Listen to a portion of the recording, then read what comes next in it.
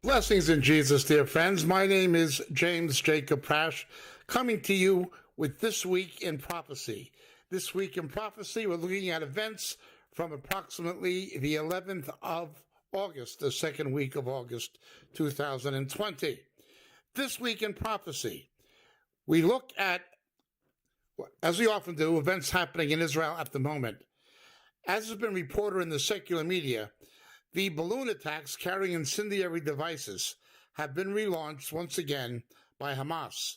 This time they've done significant damage to agricultural produce, destroying crops, destroying essentially vegetable produce, and terrorizing the people who live in the area to the south and east of Tel Aviv. This has been quite a problem. Such a problem that the Israeli Air Force responded and the Israeli ground forces, the IDF, responded with tank fire. This also has caused the Israelis to close the border at Kerem Shalom. They will allow in medical supplies and humanitarian aid only. Food supplies, the Israelis do not want to bring about a siege causing starvation for people who may not be part of the exploits of Hamas, but Hamas has been on the warpath and the Israelis have responded. At the same time this has happened, what's unreported generally in the events is secret meetings that took place between the Qatar emissary in Gaza, Mohammed al-Arabi, and the director of the Israeli Mossad intelligence, Yossi Cohen.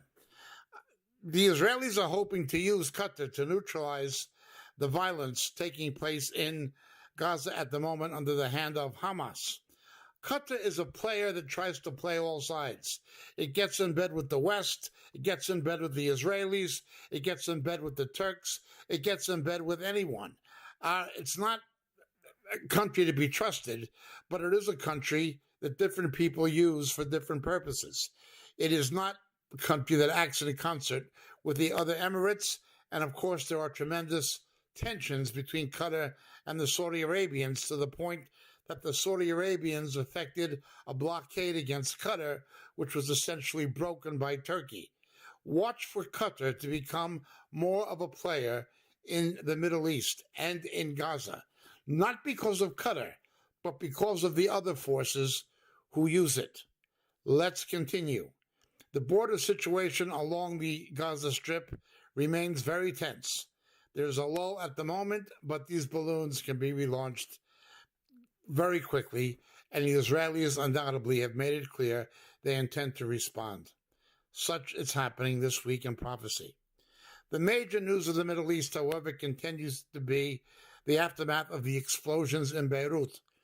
As yet, no blame has firmly been apportioned to anyone.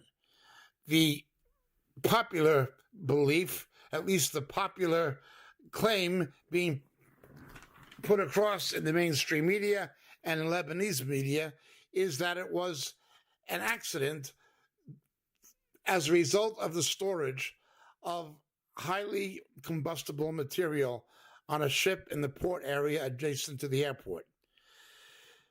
It is unbelievable that upwards of 300,000 people were left homeless, over 600 injured, most of them seriously, and the death toll is now approximately 157, but more dead bodies may be found and recovered from the rubble. It's still unknown as to a final death toll. Benjamin Netanyahu, Rosh Hamemshalah, Prime Minister of Israel, has been in talks with President Macron of France. Now, Macron is not the biggest supporter of Israel, neither is he a particularly good friend of the United States or Britain. He's simply a left-wing socialist bureaucrat, more or less. Nonetheless, France was the colonial power in Lebanon. It was France who structured Lebanon and Syria, separating Lebanon from Syria and creating it where there would be some kind of a coalition between Maronite Christians, Druzes, and mainly Sunni Muslims. But then the Shia Muslims aligned to Iran came into play, headed by Sheikh Nasrallah, who was essentially a close ally of the mullahs in Iran. What is taking place this week is political turmoil and instability. The government of Hassan Diab has essentially all but fallen. It is scarcely functional amidst protests. The protests concern the culture of corruption and corruptocracy that has prevailed under his leadership and has prevailed in the country generally following the assassination by former leader Mr. Hariri, which was undoubtedly orchestrated by Syria, Iran, and Hezbollah.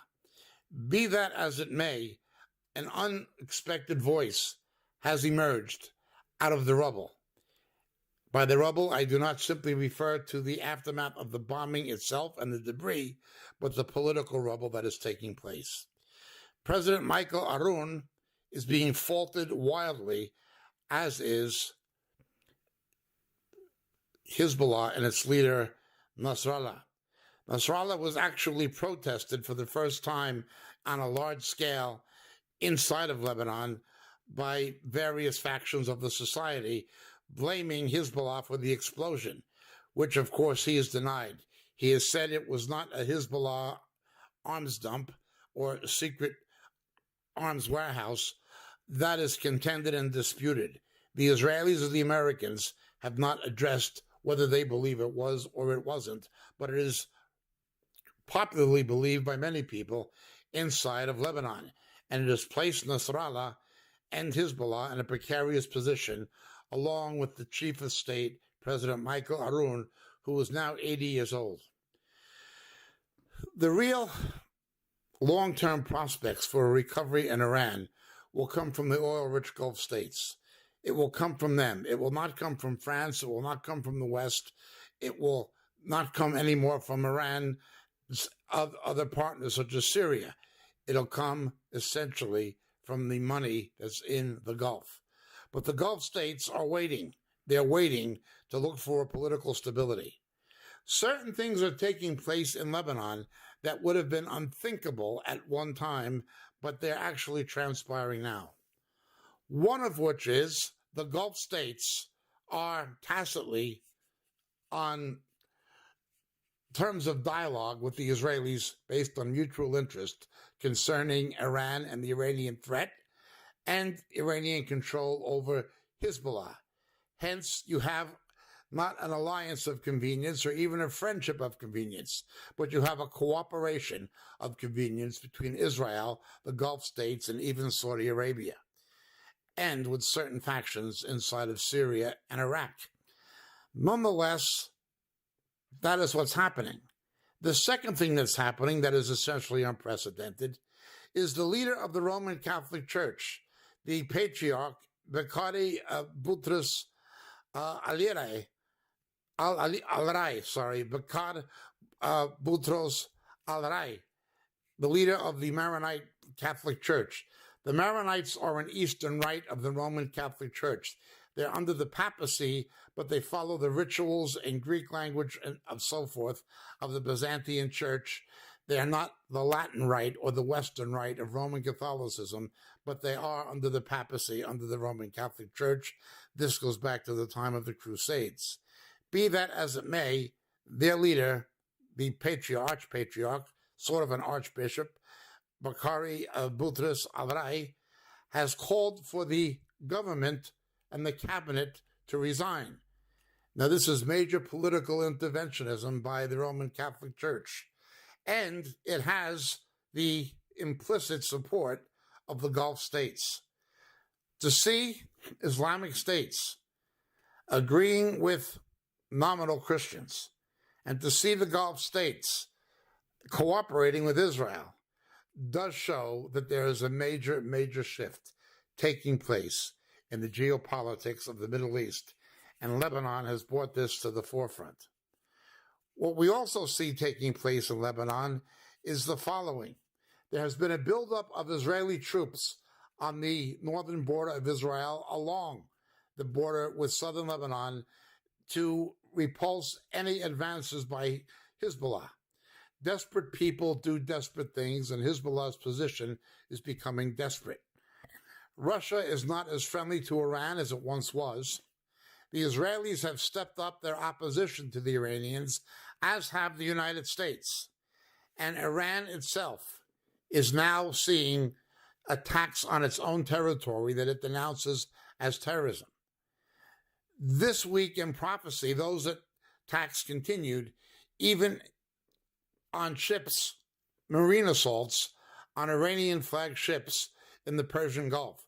That is the first time this has happened, involving a total of 7 ships, as well as other mysterious fires and explosions taking place inside Iran. The Iranians announced this week that the centrifuge technology needed for uranium enrichment was so significantly damaged by the explosion and aftermath fires that it may be irretrievable or irreparable. There are major setbacks in Iranian development. Nonetheless, the Iranians have pushed back with weapons testing missiles launched from underground silos for the first time on a mock attack of a U.S. aircraft carrier in the Persian Gulf.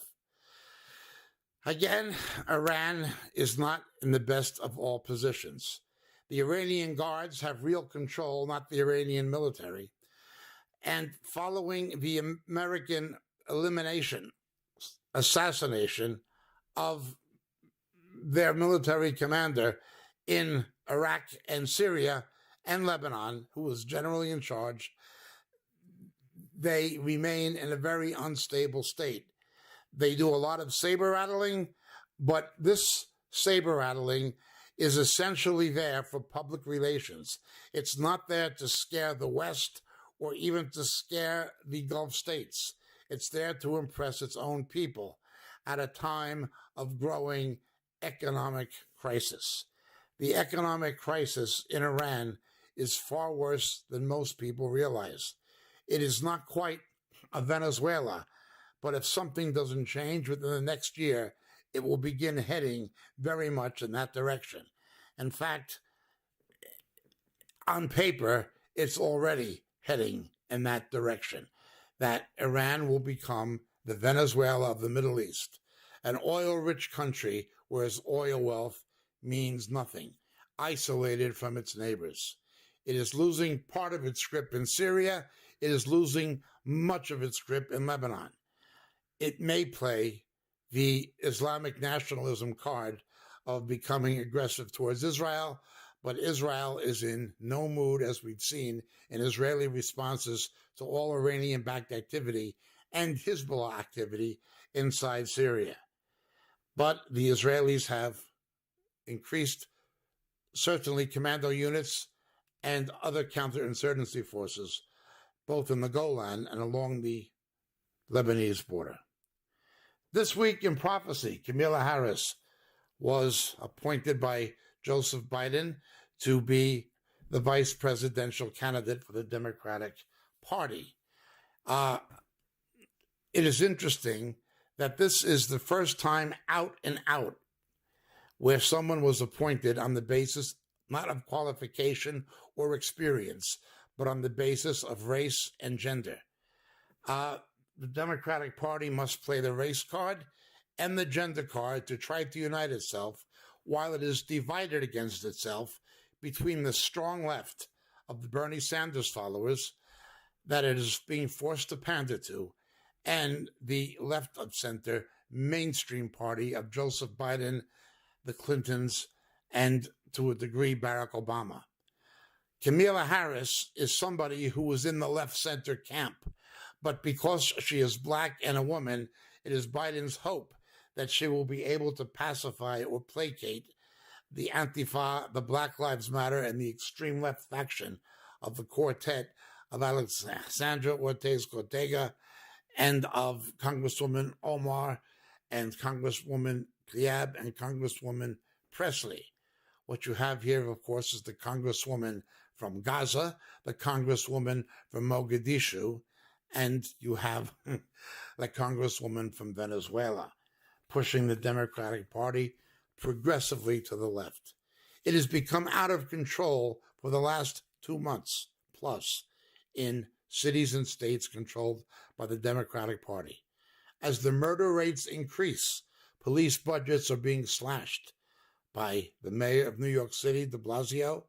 In Seattle, the police budget is being cut in half as crime is soaring beyond previous levels. It's almost unbelievable what is happening. The Democratic Party, as we've said, is having a civil war between its radical left and its left center. The hope is Kamala Harris will be able to bring some stability to the party.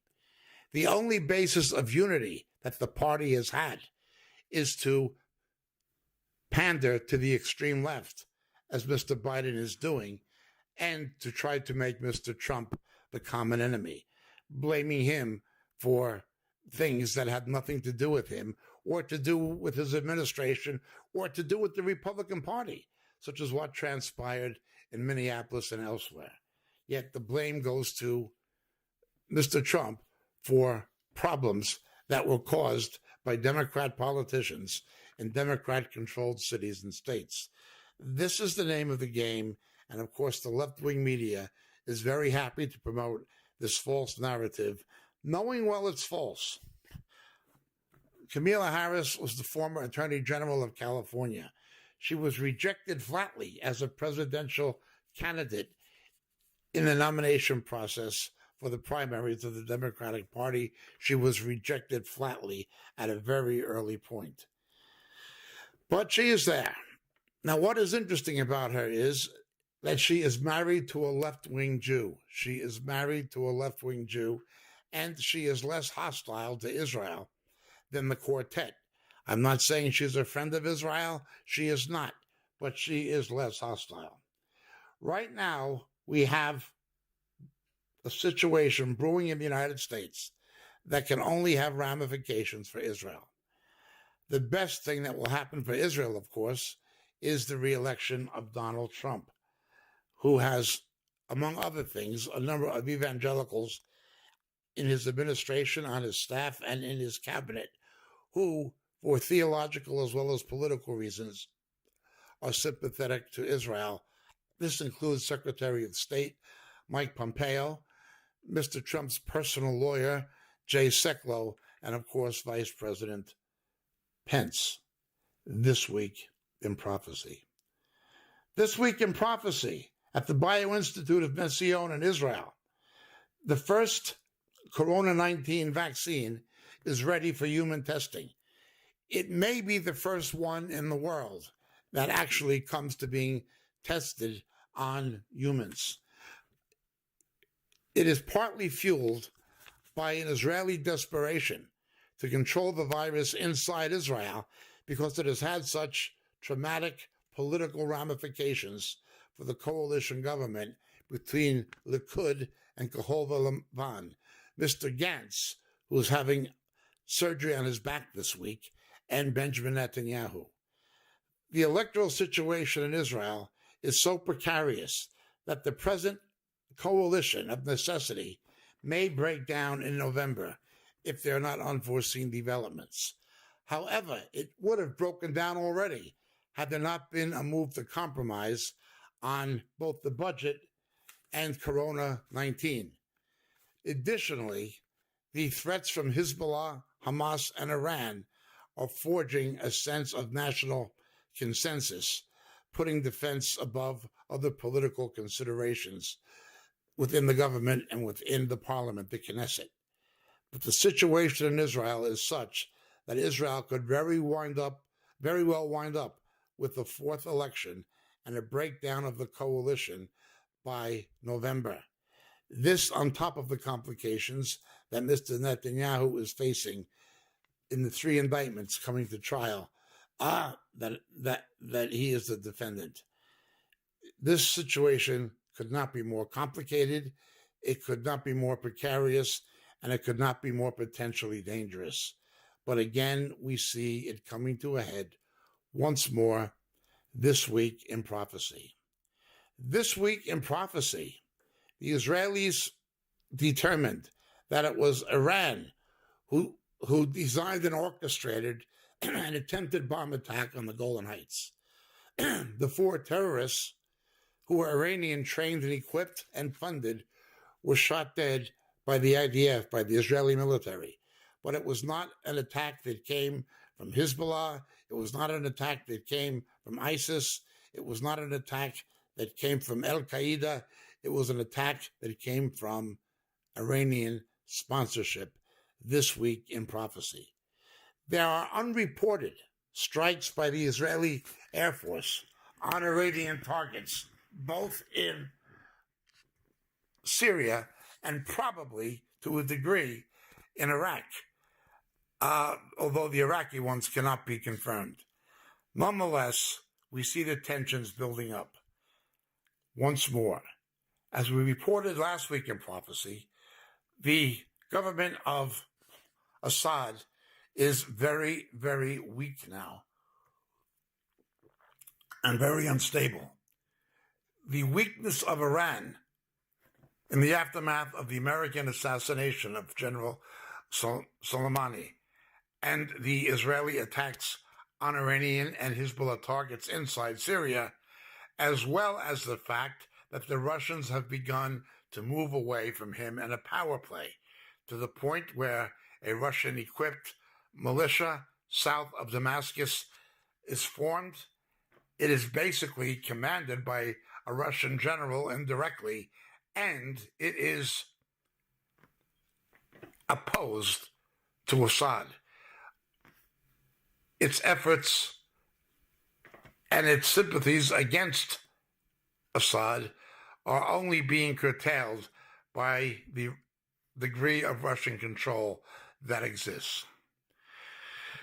The real story, though, this week in prophecy, and one that people need to pay attention to, and this is our main feature this week. Please pay attention. What is going on with Turkey? Turkey has a number of internal problems that are eclipsed by the external military adventurism of Turkey.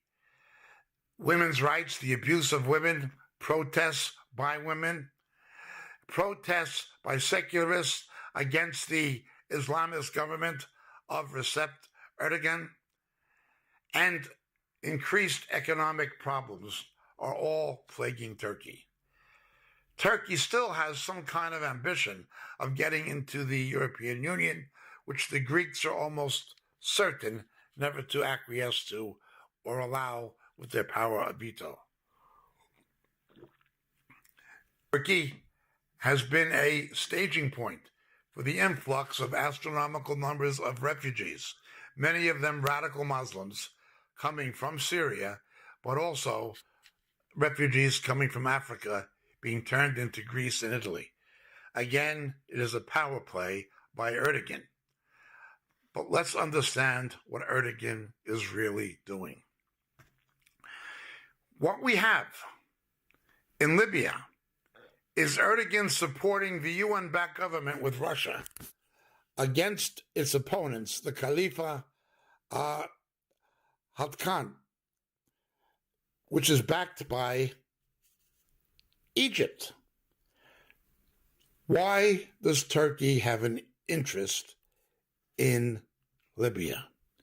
It is not simply Libyan oil. It goes beyond that. Turkish military is involved in a very supportive role in the fighting around Sirte in Libya, but Turkey has been bringing radical Islamists, people who others would consider to be terrorists.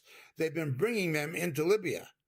Now remember, after Turkey, Libya is the second biggest staging point for the infiltration and influx of radical Muslims and infiltration by radical Muslim terrorists into Europe.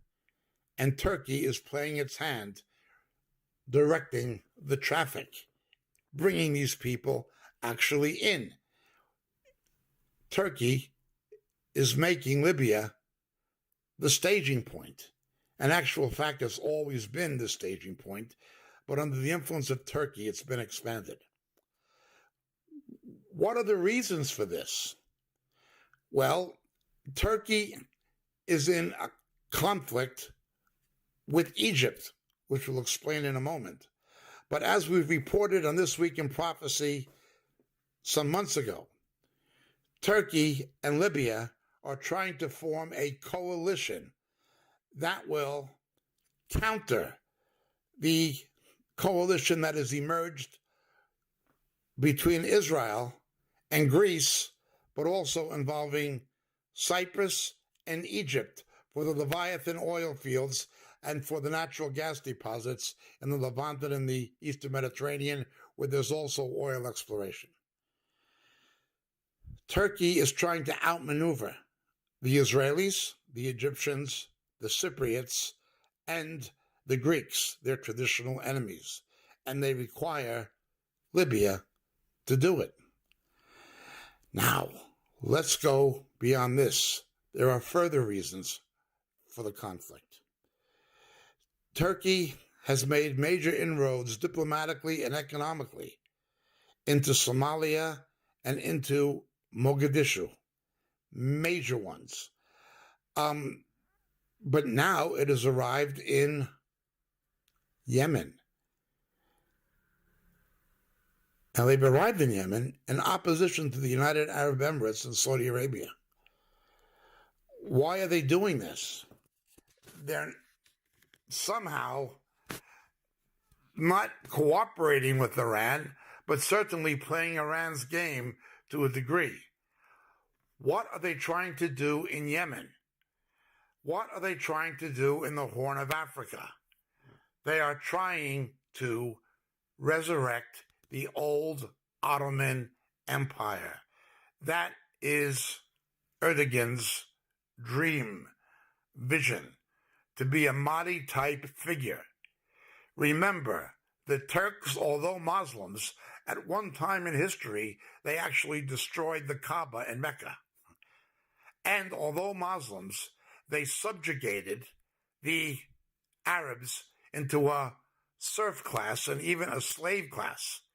This is the background to the book and the film of Lawrence of Arabia during the Allenby campaigns in the First World War, where the British organized Arabs to fight the Turks who were aligned with the Kaiser's Germany. These Turkish ambitions, this Turkish militarism, this Turkish subjugation of Arab nations is the history of the Ottoman Empire and something that Erdogan wants to see revived. He's in Yemen. He's in the Horn of Africa. He is now diplomatically in bed with Qatar, who is facing a blockade from Saudi Arabia that Turkey has again broken, and of course, Libya. He's playing his hand in the Arab world and in the Horn of Africa, essentially looking to surround Egypt, Saudi Arabia, and the Emirates. Why is he opposing the Emirates? Why is he opposing Egypt? Why is he opposing Saudi Arabia? This is what the Ottoman Empire did. They sought to subject the Arab Muslims to make themselves the leaders of the Islamic world. Erdogan believes that is his heritage. Now, please listen carefully. We've been warning about Erdogan for some time. We are not stating that he is the Antichrist. He's not the Antichrist, but he is certainly a Antichrist. First of all, because of the region he comes from. We have Bible studies and other teachings dealing with this subject. The region, the nation he comes from. But also, as we teach in our book, Shadows of the Beast, the Antichrist will attempt and succeed to convince the Westerners he's a Westerner, to convince the Muslims he's a Muslim, and even to convince the Jews he's a Jew. He's somebody who will multi-identify. Erdogan attempts to identify strongly as a Muslim, but he also has a Turkey that is a member of NATO and that has ambitions of becoming a member of the European Union, despite the unlikelihood of that happening anytime in the foreseeable future. He's a NATO member, officially at least on paper, aligned with the United States, Great Britain, and the countries of NATO. Now again, the Incirlik Air Base is operational, but only semi-operational. Cooperation with NATO has been damaged. The Americans refused to sell the F-35 to the Turks in response to the Turkish purchase of the Russian S-400 anti-aircraft system. These are the things that are happening. Turkey is like Qatar on steroids. It has no friends. It has no allies. It only has relationships and alliances of convenience to advance its own ends. His lot has not been all successful, however. When the Muslim Brotherhood fell from power in Egypt with the collapse of the Morsi regime, saved by General Assisi, Turkey lost its foothold in Egypt, the most populous of the Arab countries.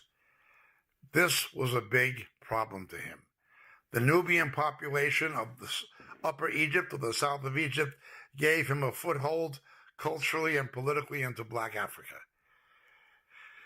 There's also, of course, the Coptic Church, who represent about 9% of the population and are persecuted and oppressed inside of Egypt. But Erdagon has a situation where he was outflanked by Morsi, supported by the West in Egypt. It is notable that the Obama administration supported the Muslim Brotherhood. The Obama administration, in effect, supported a radical terrorist Muslim regime coming to power in Egypt and objected to his being deposed by General Assisi. This was carried out by Barack Obama, Hillary Clinton, and Valerie Jarrett. This was the Obama administration. The betrayals of American interests by Barack Obama are almost incalculable. Fortunately, General Assisi came to power. As a result, the Muslim Brotherhood lost its political control of Egypt. Now remember, the same Muslim Brotherhood are the ones who control in Gaza Hamas, and they're the same ones responsible for the assassination of Anwar Sadat. But that's who Barack Obama wanted. Barack Obama, the friend of radical Islam, did not get his way. The Muslim Brotherhood were again pushed out of power when Morsi's government fell. But this has caused resentment and increased opposition against Egypt, particularly against the regime of General Morsi, by the Turkish regime of Recep Erdagon. Also, they lost their bid in the Horn of Africa. They have attempted to make power plays in the Horn of Africa with some success in Somalia and Mogadishu. They also tried to get strategic control of Siorkia Island. This island, Siorkia Island, is just opposite Saudi Arabia at the southern axis of the Red Sea. It would be a strategically crucial location for someone looking to encircle Saudi Arabia. He has since, of course, gotten a footprint in Qatar and a military footprint in Yemen. But he lost out in the Horn of Africa, and he lost out in Egypt, and he is angry concerning it. Now, why do I point these things out? Again, the Antichrist will be in the character of Herod the Great. He'll cover multiple bases in terms of his identity. Herod the Great was not a great guy. He was a terrible guy, but a great builder. He impressed Rome. The Romans considered him to be a Roman, a European. The Jews considered him to be a Jew, king of the Jews, even though he was an Arab. He was an Idumean ethnically. Well, Erdagon is the same. He's trying to identify along multiple lines, certainly as a Muslim, but certainly as a Westerner, NATO member at the same time, controlling the Bosporus Straits where the Black Sea and the Mediterranean conjoin, controlling the Dardanelles. This is Erdagon. He has a strategically important position by mere virtue of geography, and he knows how to play his hand. He is definitely trying to resurrect, definitely has an ambition, what he probably delusionally believes to be a mandate from Allah to resurrect the old Ottoman Empire and to take functional control of much, if not most, of the Arab world and the Muslim world generally. This is what he's doing. Now, what is very interesting is this. In the book of Daniel, chapters 7 and 8, we read that the little horn, the Antichrist, will put down 3 kings. We know from early church history, from patristic history, very early pre-Nicene history, that the early Christians said the Apostle John identified the 3 kings who will be put down by the Antichrist as Libya, Egypt, and the Horn of Africa. To them, it was all Cush. Somalia, Ethiopia, that was all the same to them at that time. I'm not saying Erdagon is it. I'm not saying it's him, but I am saying, although he may not be the Antichrist, he is certainly an Antichrist. And his political ambitions are exactly in harmony with what the Antichrist is going to do. At some future point, we ought not be surprised if someone comes along and succeeds where Erdagon fails and achieves that ambition. Enough said. There are 2 beasts in Revelation, both Antichrists. I'm not going to go any further. There's a very complex subject. Erdagon, however, has the spirit of Antichrist. He is an Antichrist, and his political and his religious actions, as well as his economic activity, of course, which is part of his politics and strategic policy. But both his military and his political policies are very much in accord with what Daniel 7 and 8 tells us about the Antichrist. No, I am not saying it's him, but the Antichrist will be like him. And he is in Ethiopia, the Horn of Africa, and Egypt, pursuing the agenda of the Antichrist. Watch this man and watch this agenda for the future. My name is James Jacob Prasch.